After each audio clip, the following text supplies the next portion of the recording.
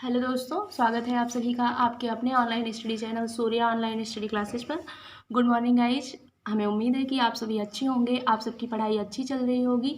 तो आज हम आप सबके लिए लेकर आए हैं क्लास 10th का चैप्टर नंबर 1 है रासायनिक अभिक्रियाएं एवं समीकरण, केमिकल रिएक्शन एंड इक्वेशन। तो हम आपको ये आज कॉन्सेप्ट इसका समझाते हैं, ये चैप्टर हम शुरू करते हैं। तो जैसा कि यहाँ पर दो टर्म यूज किया गया है, रासायनिक अभिक्रियाएं एवं समीकरण। यहाँ पर दो टर्म है, रासायनिक समीकरण एवं रासायनिक अभिक्रिया। देखो एक एक टर्म को समझो, क्योंकि साइंस एक ऐसा सब्जेक्ट है, अगर हमको छोटे छोटे जो टर्म होते हैं अगर वो हमें क्लियर हो जाए तो हमें साइंस इंटरेस्टिंग लगने लगता है और टॉपिक समझ में आता है। तो यहाँ पर हम पहले आपको बताते हैं कि रासायनिक का मतलब क्या होता है। जैसा कि आपने सुना होगा, परिवर्तन दो तरह का होता है, भौतिक परिवर्तन और रासायनिक परिवर्तन। तो पहले हम आपको बताते हैं कि भौतिक परिवर्तन क्या होता है और रासायनिक परिवर्तन क्या होता है। देखो इसका हम आपको कुछ जो रोज़ की दिनचर्या में हम एग्जाम्पल लेकर समझाते हैं, देखते हैं। देखो यहाँ पर भौतिक परिवर्तन है, मान लो आपने एक बीकर लिया, उसमें पानी लिया है। पानी कौन सा अवस्था होगा? लिक्विड स्टेट होगा, द्रव होगा ना। जब इसको हम हीट करेंगे तो इसकी अवस्था कैसी हो जाएगी? गैसियस, पानी भाप में बदल जाएगा। तो यहाँ पर क्या हुआ कि कोई मतलब ये जो रिएक्शन हुआ, ये जो अभिक्रिया हुई, यहाँ पर कोई अलग से पदार्थ नहीं बना। जो मूल पदार्थ था पानी, अभी भी वो वही है, मतलब इसमें कोई भी नया रासायनिक पदार्थ नहीं बना है। तो इस प्रकार के परिवर्तन को हम क्या कहते हैं? भौतिक परिवर्तन कहते हैं। ठीक, मतलब भौतिक परिवर्तन उन अभिक्रियाओं को कहेंगे जिसमें कोई भी नया रासायनिक पदार्थ प्राप्त नहीं होता है, उसे हम भौतिक परिवर्तन कहते हैं। इसके बाद एग्जाम्पल आता है रासायनिक परिवर्तन किसे कहते हैं। मान लो आप कोई लोहे का एक टुकड़ा लो, क्या लो? लोहे का एक टुकड़ा लो। देखो हम घरों में भी देखते हैं, अगर कोई भी लोहा है उसको बहुत दिनों से रखा हुआ है तो उस पर जंग लग जाती है। क्या हो जाता है? जंग लग जाता है, क्योंकि वो ऑक्सीजन के संपर्क में आ जाता है, नमी के संपर्क में आ जाता है, तो उसमें जंग लग जाता है। तो जो इस तरह का परिवर्तन हुआ, ये क्या है? रासायनिक परिवर्तन है, क्योंकि जंग अपने में एक अलग यौगिक है। तो लोहे से जंग में जो परिवर्तन हो रहा है वो हमारा रासायनिक परिवर्तन है। तो आपको परिवर्तन समझ में आया? भौतिक परिवर्तन और रासायनिक परिवर्तन। रासायनिक परिवर्तन का और एग्जाम्पल हम आपको समझाते हैं। जैसे देखो अभी जैसे घरों में हमारे रूम टेम्परेचर पर अगर हम दूध को रख दें, हमारे घरों में हमारी मम्मी लोग अगर मान लो कि जैसे रूम टेम्परेचर गर्मियों के दिनों में अगर दूध को रख दिया जाए तो दूध खराब हो जाता है, उसमें खट्टापन आ जाता है। क्या हो जाता है? दूध खट्टापन आ जाता है। तो दूध जो था उसने अपना जो मूल पदार्थ था, उसकी जो प्रकृति थी, पहचान थी, उसका जो गुण था वो परिवर्तित हो गया। दूध कैसा हो गया? खट्टा हो गया।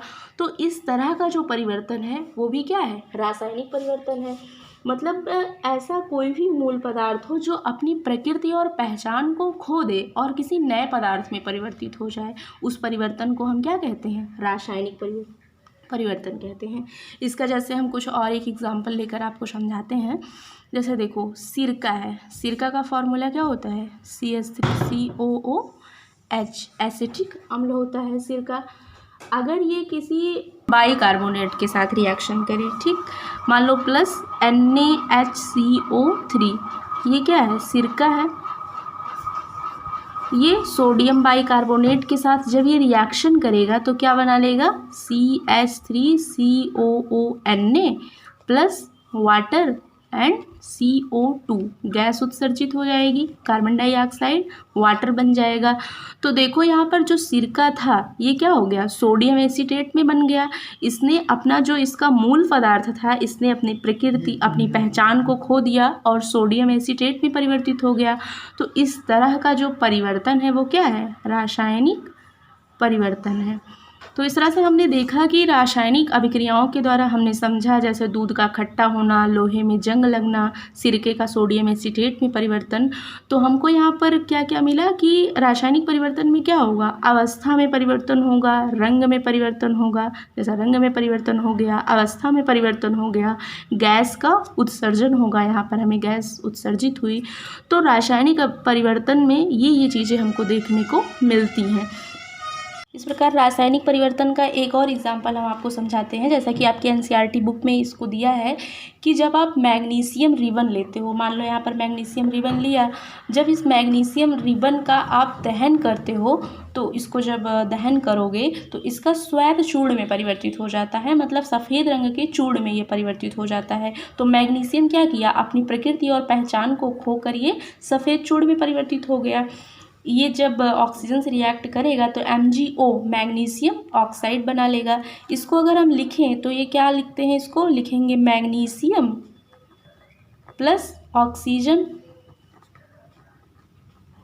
मैग्नीशियम प्लस ऑक्सीजन क्या बन गया, मैग्नीशियम ऑक्साइड बन गया।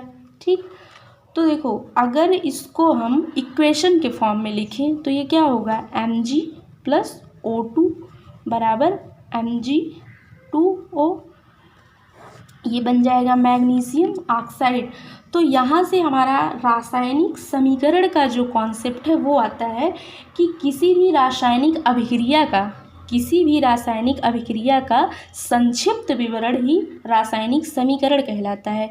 जैसे अगर इसको हमने लैंग्वेज में समझाया आपको कि मैग्नीशियम रिबन का जब दहन होता है तो वो मैग्नीशियम चूर्ण में बदल जाता है, इसी रासायनिक अभिक्रिया को, जो यहाँ पर रासायनिक अभिक्रिया हुई, इसी को जब आप इक्वेशन के फॉर्म में इसको आप संक्षिप्त में समझा दो, छोटे से फॉर्म में समझा दो, इसी को हम कहते हैं रासायनिक समीकरण।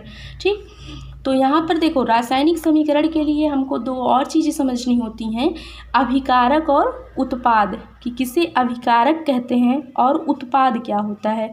क्योंकि अब जब आप रासायनिक समीकरण का कॉन्सेप्ट समझोगे तो ये दो चीज़ें आपको क्लियर होनी चाहिए कि अभिकारक क्या है और उत्पाद क्या है, रिएक्टेंट एंड प्रोडक्ट। तो जो मैग्नीशियम था ये हमारा अभिकारक हो गया, और इधर का जो है मैग्नीशियम ऑक्साइड, इसे हम कहते हैं उत्पाद।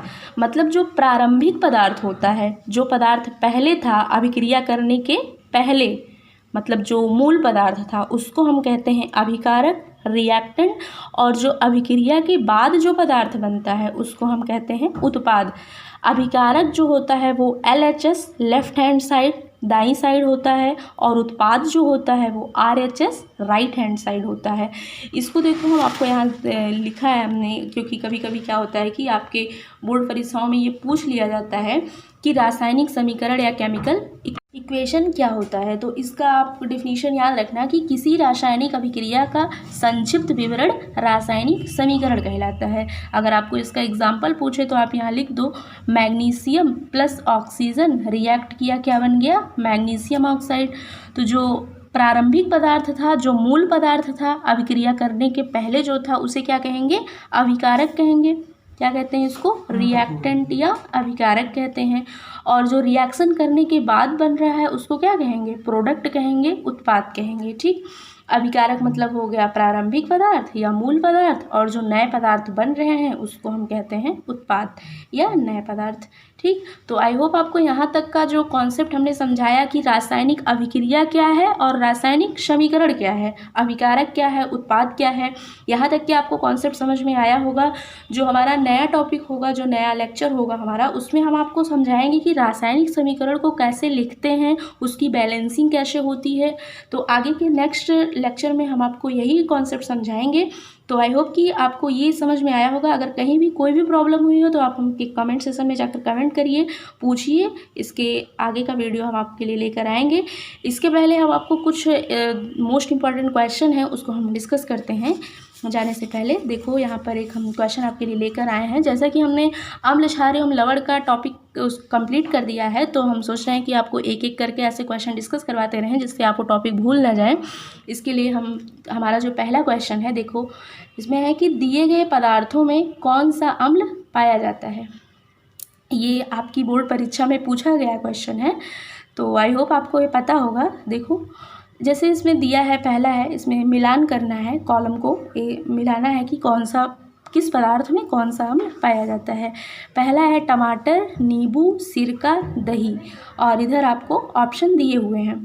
तो टमाटर में कौन सा अम्ल पाया जाता है, जो हमारा अम्ल, क्षार एवं लवण का टॉपिक था वहाँ पर हमने आपको बताया था। आई होप आपने देखा होगा। अगर अभी तक नहीं देखा है तो जाकर उसको पहले कंप्लीट करो।